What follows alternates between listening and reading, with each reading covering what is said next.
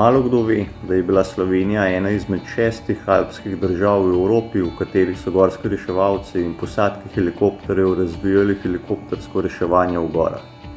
Prav tako je letos, po 53 letih helikopterskega reševanja v slovenskih gorah, Slovenija še vedno v druščini maloštevilnih držav, ki že več kot 50 let rešujejo življenja v gorah s pomočjo helikopterja.